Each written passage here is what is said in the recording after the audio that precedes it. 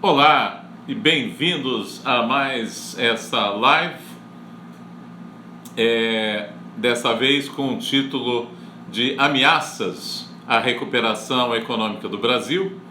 Depois das boas notícias da semana passada, nós temos agora algumas notícias nem tão boas, tá? Meu querido Pedro já está entrando, muito obrigado.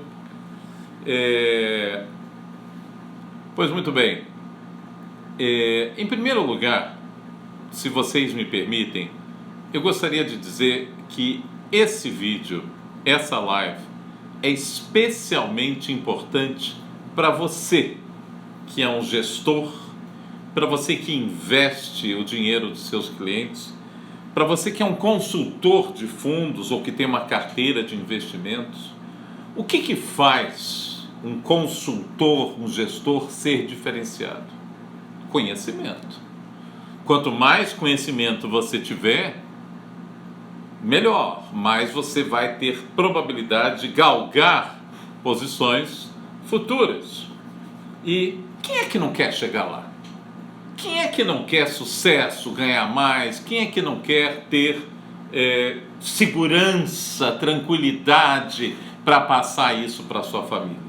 Ué, todo mundo quer, todo mundo ama a sua família, todo mundo quer transmitir segurança, especialmente nesses tempos loucos de hoje. E o que eu tenho para dizer para você, a minha mensagem é de compreensão do cenário econômico e macroeconômico. Isso é fundamental para você. É muito importante, na verdade, para todo mundo que queira entender do cenário econômico, que queira estar por dentro das notícias, mas para você que é um gestor, para você que é um consultor, para você que é um gestor de fundos, que mexe, que investe com dinheiro dos seus clientes, você precisa desse conhecimento para ser um profissional diferenciado. Só através de conhecimento que você vai ser um profissional diferenciado, completo e seguro. Confie em mim. Ora, quem é que não quer segurança, né? Por que eu estou aqui hoje? Eu estou aqui hoje porque a pandemia mexeu com o mundo inteiro, literalmente, né? Que acontece? Você pode estar pensando, por que as pessoas terão interesse naquilo que eu tenho a dizer? Porque a pandemia mexeu, entre outras coisas, né, com o medo das pessoas. O medo do vírus, o medo de perder o emprego, o medo da economia entrar numa recessão, já vai entrar, mas uma recessão pior ainda. Como é que você pode eliminar esse medo? Como você pode diminuir esse medo? Se destacando, tendo conhecimento maior do que os seus colegas, adquirindo esse conhecimento que, gente, acreditem, conhecimento é transformador. Parece um chavão, mas não é. Conhecimento é transformador. E eu tenho esse conhecimento, com toda humildade, eu tenho esse conhecimento para te passar, tá? Meu nome é Marco Krebs, vocês muito provavelmente já me conhecem, eu sou engenheiro químico, formado pela Universidade Federal do Rio de Janeiro, e eu trabalhei muitos anos numa empresa que fiz maravilhosos amigos que me acompanham aqui, mas eu sentia que faltava alguma coisa na minha vida, faltava o trabalho que me falava ao coração, que é lecionar, que é a sala de aula. Faltava o trabalho de pesquisa, de ensino, de estudo e do contato com os meus alunos. Ontem foi o encerramento de uma turma de macroeconomia e eu fiquei muito comovido porque eles me prestaram uma homenagem muito grande, me falaram palavras muito bonitas, muitos me seguem aqui no Instagram, e é isso que é gratificante para o professor. O que é gratificante, o pagamento do professor, naturalmente, ninguém entra na carreira do professor para ficar rico, mas o que é gratificante para o professor é isso, é esse reconhecimento dos alunos, né? E por que você, depois, só para acabar a historinha, eu fiz mestrado em Economia e Finanças na Fundação Getúlio Vargas e depois fiz doutorado em Engenharia de Produção, Engenharia. Dani Leivas, obrigado, querida, por me prestigiar. Sueli, obrigado pelas palavras, querida, sempre me prestigiando. Depois eu acabei fazendo meu doutorado em Engenharia de Produção na Coop e hoje eu sou professor justamente de Engenharia de Produção lá no Departamento de Engenharia Industrial. Sou um professor, já fui professor substituto e agora sou um professor colaborador voluntário e dou aula de macroeconomia. E o que mudou na pandemia? Na pandemia todo mundo em casa. Todo mundo em casa, ninguém pode assistir aula presencial. E aí, a primeira impressão, falei, caramba, o que eu vou fazer? Eu sou professor da antiga, eu gosto de cuspir giz. Olha aqui, tem um quadro aqui do meu lado, né, que foi a solução que eu encontrei, junto com a minha mulher maravilhosa. E eu falei assim, gente, como é que eu vou fazer? E aí eu me adaptei. Eu estudei o Zoom, eu estudei o Google Meet, e eu comprei esse quadro, eu comprei uma iluminação especial, eu falei assim, eu vou transformar essa aula online numa aula dinâmica, eu vou trazer os meus alunos para mim. Só que tem uma vantagem. Online eu posso atingir o Brasil todo, quiçá outros países. Aí eu pensei, por que não? Por que não usar, por que não explorar essa fragilidade que o mundo está passando para explorar o lado positivo da pandemia? Então, eu resolvi fazer. Por que eu resolvi fazer? Você pode estar se perguntando, Krebs, por que... Porque, obrigado, Dani. Por que você acha que as pessoas vão ter interesse em ouvir macroeconomia numa terça-feira, 8 horas da noite? Pois é, eu acho, e não só acho, como tenho certeza, porque hoje, quando eu dou aula de finanças corporativas, que a gente calcula o valor da empresa, né, o valor da empresa é o valor presente dos fluxos de caixa futuros, aí eu pergunto para meus alunos, o que há de errado com essa definição? Bom, qual é a certeza do futuro? A única certeza do futuro é a morte, né? Não há qualquer tipo de certeza. Então as pessoas vivem hoje um momento de incerteza. Será que eu vou manter meu emprego? Como é que vai ser? Se eu não me adaptar com esse trabalho online? E se vier um cara mais novo, ou o Krebs tem 56 anos, vier um cara com 20 e poucos que sabe 10 vezes mais de informática que ele, como é que vai ser a história? Então, você que trabalha como gestor, você que administra um fundo, você que mexe com o dinheiro dos seus investidores, você que é responsável por essa parte de investimentos, você precisa conhecer o cenário econômico brasileiro, você precisa entender o que está acontecendo com esses juros, o que está acontecendo com essa política fiscal. O que é política fiscal? O que são gastos do governo? Está muito, está baixo? O que está acontecendo com a inflação? Como é que está a taxa de juros? Você não pode simplesmente se limitar a chegar, a taxa hoje está acima. Por que está? Eu estou aqui para te ajudar a chegar lá. Eu estou aqui para te dar esse conhecimento, para você ser um profissional diferenciado. Para se ter sucesso, gente, é preciso chegar lá. Isso eu falo para as minhas filhas, para os meus alunos. Sem conhecimento a gente não chega lá. E eu estou aqui, se vocês me permitem, para te dar esse conhecimento. Então fica aqui comigo. Vamos ficar aqui comigo. Escuta o que eu tenho para te dizer, tá? Se você não gostar, prometo que você nunca mais entra aqui. Mas se você gostar, me acompanha lá, me segue lá no Instagram, no Face, no LinkedIn, escolha a rede social, YouTube. Eu acredito, eu tenho certeza de que eu tenho coisas muito importantes para falar para você que é um gestor, para falar para você que investe o dinheiro dos seus clientes, para falar para você que é um consultor de fundos. Tá bom?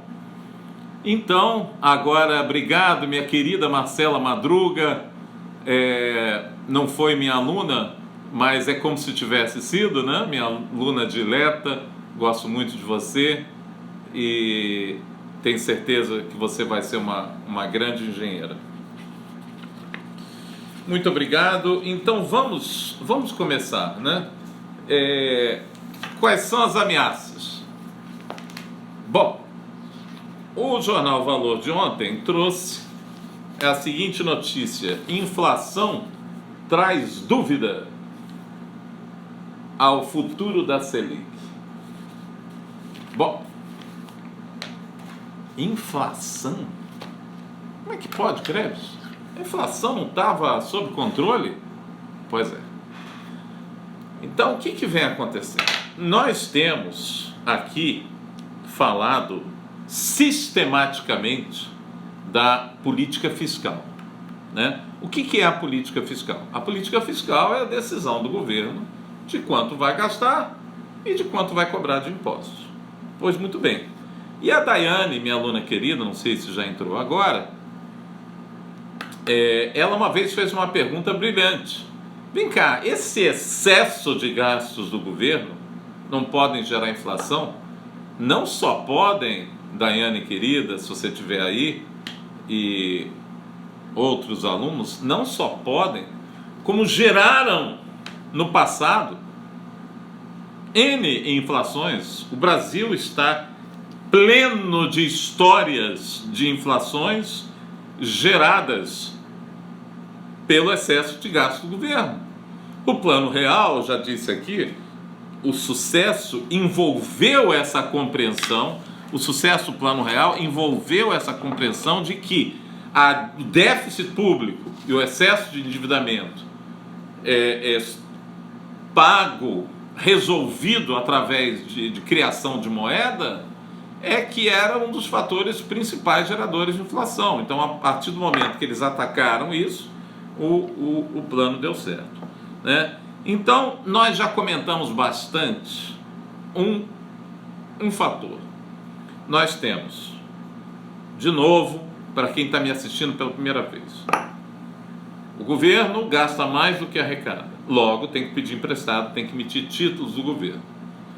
Isso gera, lógico, isso é a dívida pública, né? Esses títulos de dívida é o quanto nós, sociedade, estamos emprestando para o governo brasileiro.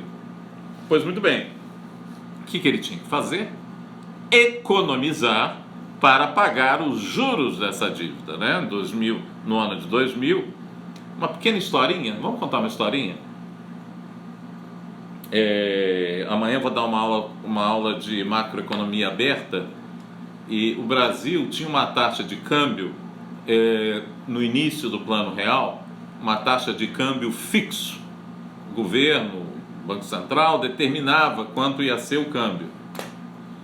E acontece que o real ficou muito apreciado. O que significa isso? O valor do real frente ao dólar estava muito alto. E uma série de economistas sabiam disso, inclusive havia uma pressão, havia uma ala do governo lá no início, na primeira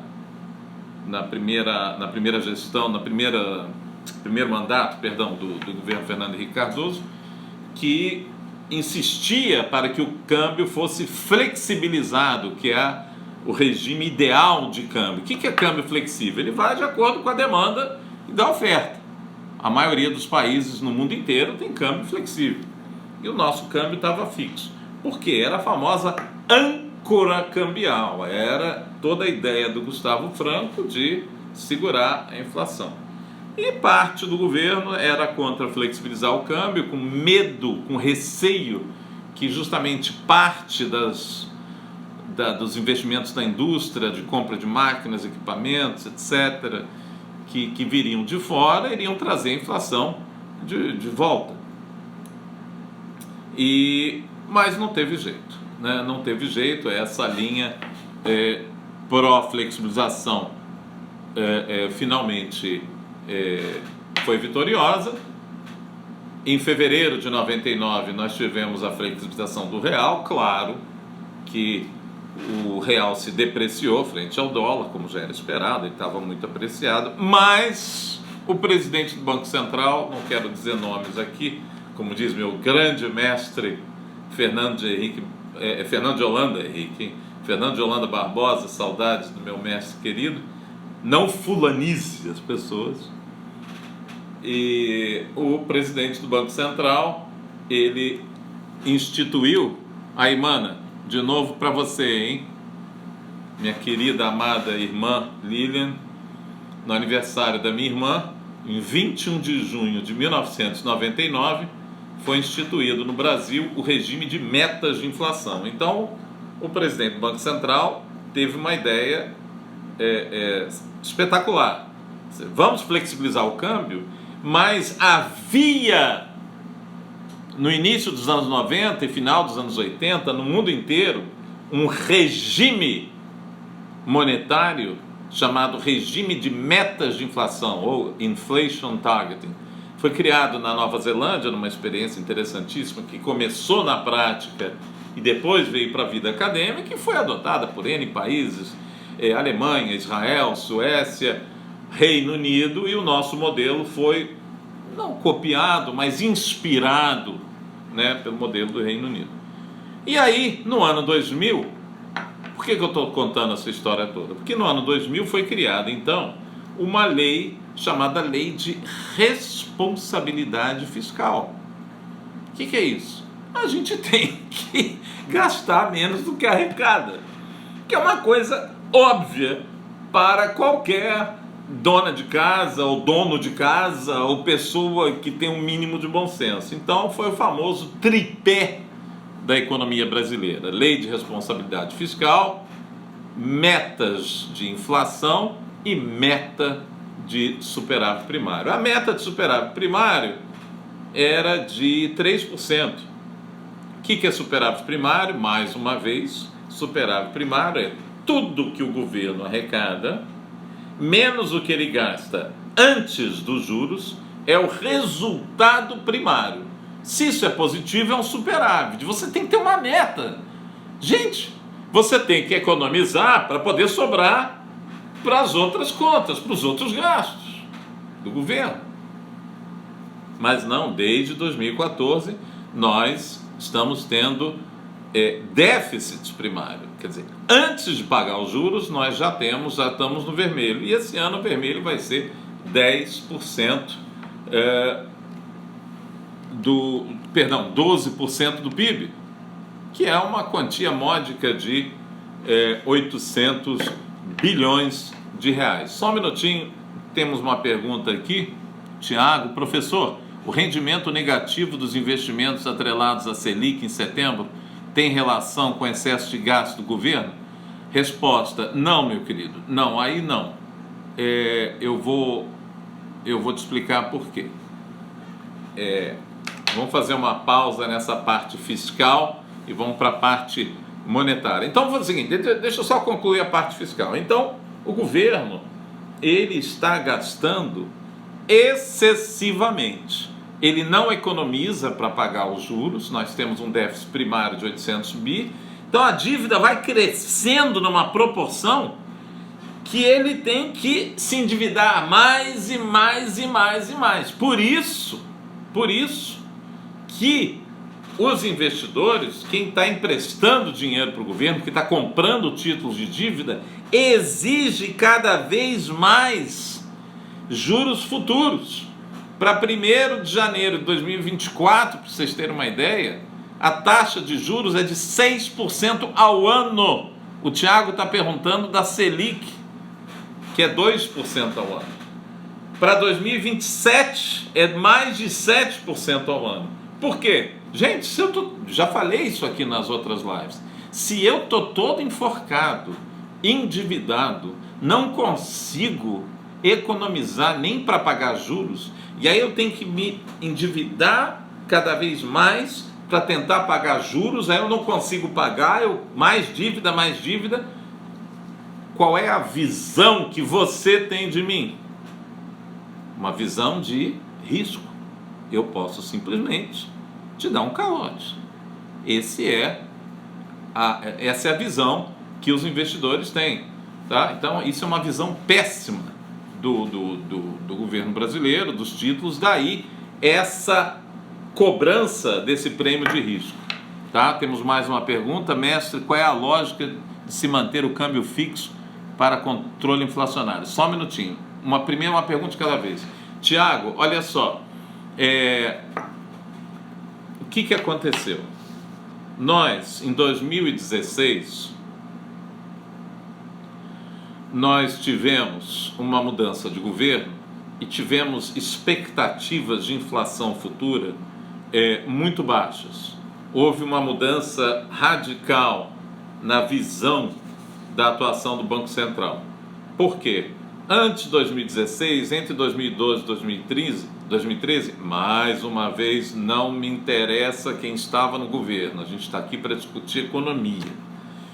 Então, em 2012 e 2013, houve uma interferência política no Banco Central do Brasil, na atuação da política monetária. A inflação estava subindo e os juros estavam caindo. E isso acabou com a credibilidade do Banco Central, acabou com a credibilidade da condução da política monetária. Lembrem-se, a missão do Banco Central qual é? Repitam aí em casa, é ser o guardião do poder de compra da moeda nacional, ou seja, garantir que o salário vá comprar as mesmas coisas.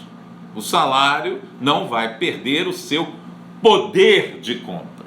Então ele tem que ser o guardião disso, ele tem que garantir isso. A partir do momento que ele permite inflação por influência ideológica, acabou-se, fim de história. Muito bem, nós encerramos 2014, 2015, numa das piores crises, ou na pior crise da história da economia brasileira, com uma queda de 7,2% de PIB. E aí, Tiago, a gente não tinha espaço para aumentar gastos, como não temos hoje.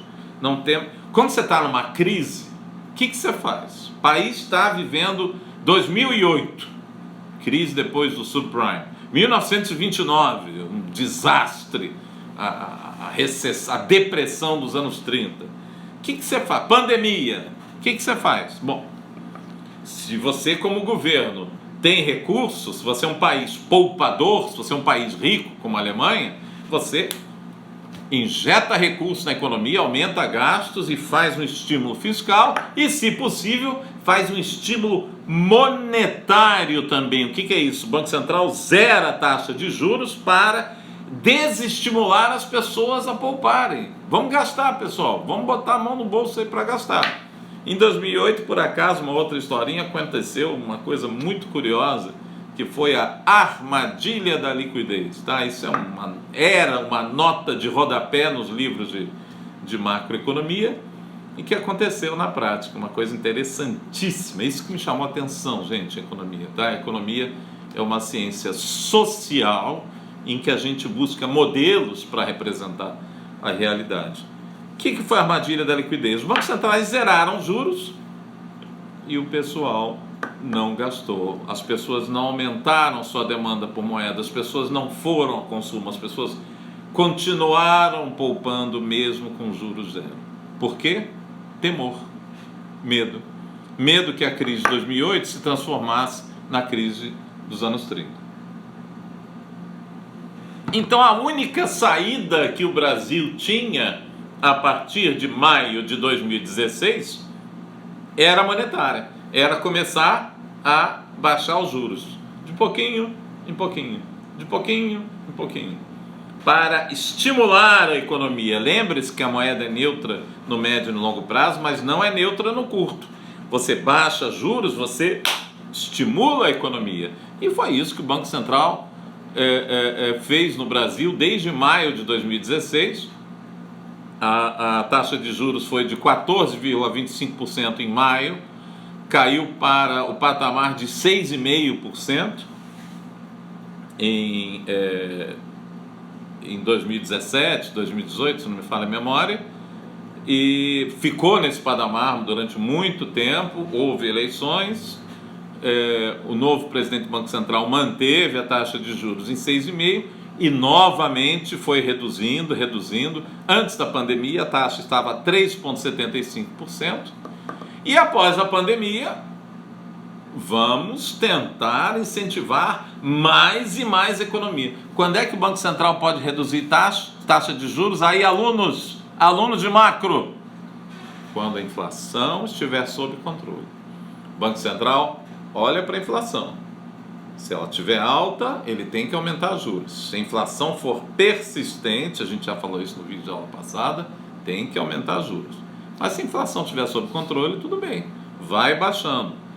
Então, Tiago, finalmente, respondendo a sua pergunta, a Selic caiu a taxas tão baixas para estimular a economia brasileira.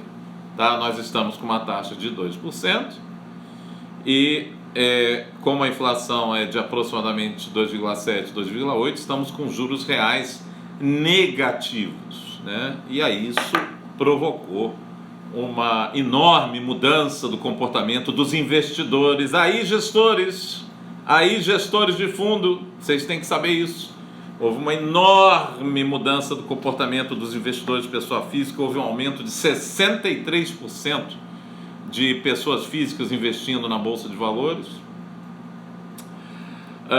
Mesmo assim, infelizmente, a ignorância, a caderneta de poupança a caderneta de poupança ainda é uma aplicação muito popular, que é necessariamente a pior de todas. Então, a taxa Selic estar baixa é um reflexo do Banco Central, do estímulo monetário do Banco Central para a economia brasileira, tá? Mas já eu quero falar para você que já tem ameaças a essa Selic tão baixa. Antes eu quero responder a G Prata 47, qual é a lógica de manter o câmbio fixo para o controle inflacionário? Olha, meu querido, se o câmbio é fixo, né, você não há variações do câmbio, não há variação do preço do dólar. Então, se a indústria vai comprar vai ter algum investimento em capital, em bem de capital em dólares, ela sabe exatamente o quanto ela vai pagar em reais. Então, isso era a âncora cambial de manutenção da inflação, assim como nós temos agora a âncora fiscal. Se você tem um câmbio fixo e você depende de relações comerciais, você sabe exatamente o quanto vão custar em reais essas transações. Então elas não vão te causar surpresa e nem inflação. Tá? Pois muito bem, mas vamos aproveitar a pergunta do Tiago e para falar dessa taxa Selic, tá? E é exatamente a manchete do Valor. Ameaças, dúvida ao futuro da Selic. O que está trazendo dúvida? Primeiro, nós temos excesso de gastos do governo, tá, que faz pressão nos juros. Então já é a primeira questão. Já tem uma enorme pressão nos juros futuros, né, na inclinação da curva de juros. Nós temos 2% de curtíssimo prazo, temos 6%, lembra? A gente leu o artigo do meu querido Pedro Cavalcante Ferreira, 1º de janeiro de 2024, 6,1%, tá? E 2027, eu já li também que está mais de 7%, então essa inclinação da curva de juros já é um efeito do prêmio de risco. Se você passa uma sensação de fragilidade, de que você não... simplesmente não para de gastar, não para de se endividar, não economiza para pagar os juros, as pessoas falam: escuta, Marco, eu até Krebs, eu tenho empréstimo para você, mas vou cobrar um juros maior. Mas nós temos uma má notícia. Semana passada teve uma boa notícia, dessa vez temos uma má notícia. A má notícia é que nós temos já uma inflação, o núcleo da inflação já aumentou um pouco. Pô, Krebs, isso é coincidência? Isso é coincidência ou esse aumento da inflação tem a ver com os gastos do governo? Coincidência nenhuma, tá? Só tem a ver. Então, com riscos fiscais, riscos de inadimplência, mais inflação alta, amanhã tem reunião. Amanhã tem reunião do Copom. Como é que será? Vão manter 2%? Pode ser que não. Pode ser que suba. Então, gente, vários analistas do valor traçaram alguns planos que eu queria ver com vocês. Se o governo flexibilizar o teto de gastos, vamos primeiro às boas notícias. Se ele mantiver o teto de gastos intacto, a Selic para 2021 está prevista para manter 2%. Se ele flexibilizar, mas ainda acenar com algum ajuste fiscal, aí o mercado está prevendo 3,5%. Agora, se ele simplesmente ignorar o teto de gastos, flexibilizar e não mostrar ajuste algum, aí a Selic está prevista com pelo menos 6% até o fim de 2021 e 9% em 2022. Qual é a consequência disso? Acabou o estímulo monetário. Então a gente que precisa desse estímulo monetário como quem precisa de ar para respirar, é a única fonte de estímulo que a gente pode contar. Se esse excesso de gastos vai continuar, se vamos ter essa miopia econômica, se vamos continuar a criar planos mirabolantes sem contrapartidas, nós vamos acabar com as possibilidades fiscais que já estão acabadas e prejudicar os estímulos monetários. Traduz, Krebs, do economista português: a taxa de juros Selic vai subir se o cenário fiscal for deteriorado. Roberto Campos Neto já falou claramente isso, presidente do Banco Central. A política monetária está de passageiro dessa aeronave. A política fiscal é o piloto. Se continuar, apertem os cintos, o piloto sumiu, opa, eu não vou ficar aqui colocando a política monetária, o combate à inflação em xeque. Não vou colocar, tá? Então, para concluir essa parte da quantidade de gastos do governo, se você tem expectativas para aumento da taxa de juros, essas expectativas impactam a taxa de juros de fato. Se você tem expectativas de aumento da inflação, se a inflação esperada para 2021 aumenta, então a inflação de fato para 2021 aumenta. Isso eu comentei na live com a Catarina. Isso é uma coisa fascinante na macroeconomia. As expectativas de uma variável impactam essa variável. Então, a única saída para nós agora é rezar para termos responsabilidade fiscal. Não vamos criar programas mirabolantes, não vamos nos ater ao que nos foi prometido. Onde estão as reformas? Por falar em reformas, hoje temos uma outra reportagem em outro jornal, que eu não quero citar o nome, da qualidade dos gastos, né? Então o Brasil está em 6º lugar com gastos com pessoal. E esse 6º lugar é 13,36% do PIB que o Brasil gasta com manutenção da máquina pública, com custeio em detrimento dos investimentos, ou seja, União, estados e municípios. Gente, 13,36% do PIB parece um número de economista, né? Vamos falar português claro?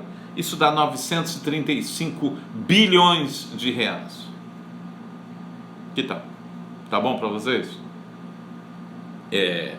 Eu não vou aqui fazer apologia contra este ou aquele setor da economia, mas é um fato que os servidores públicos têm uma vantagem salarial sobre os servidores privados. Se no caso for os servidores federais, a vantagem é de 67%, tá? E de aumentos automáticos e de promoções automáticas. Gente, olha só, cada vez o governo tem menos espaço para os famosos gastos discricionários. O que é isso? Para os gastos que ele pode escolher para onde ir. É como o Mansueto Almeida falou, um software roda, um software rodando, ele paga, ele faz esse pagamento dos gastos. Não pode ser assim, gente. Não pode ser assim. A gente tem que fazer essa reforma administrativa urgentemente, tá? A gente precisa combater isso. Isso é um valor que não dá, é insustentável isso. É insustentável gastar 1 trilhão praticamente de reais com custeio da máquina. Isso é demais do que qualquer nível de país da América do Sul, de outros países desenvolvidos. Não há como a gente ter isso. Enfim, o governo brasileiro, ele gasta muito e ele gasta mal. Nós estamos órfãos dessa reforma administrativa, né, que nos foi prometida e até agora nada. Nós estamos órfãos da reforma tributária também, que nos foi prometida e até agora nada. Pelo menos a da Previdência saiu, mas eu acho que a reforma administrativa é a mais importante que nós temos. Então nós temos, num resumo da ópera, um governo gastando muito, gastando mal, investindo quase nada, os investimentos públicos são pífios. Nós temos um gasto de custeio em detrimento dos gastos com investimento histórico, não é só desse governo, nem do anterior, nem do anterior do anterior, isso é histórico brasileiro. E agora nós temos pressões inflacionárias, guess what? Adivinha? Que podem acabar com a nossa festa monetária. O que é isso? O Banco Central, que está estimulando a economia com juros baixos, pode ter que subir a Selic por causa de uma irresponsabilidade fiscal. Tá? Eu estava vendo uma outra pergunta aqui, aliás, muito interessante. Taxa Selic baixa não causa desvalorização do real? Vamos lá. Em primeiro lugar, a gente não fala desvalorização. Desvalorização é quando o câmbio é fixo. Aí o governo vai lá, desvaloriza, como é na China, né? Na China o câmbio é fixo e o governo desvaloriza. A moeda chinesa é bastante desvalorizada, o que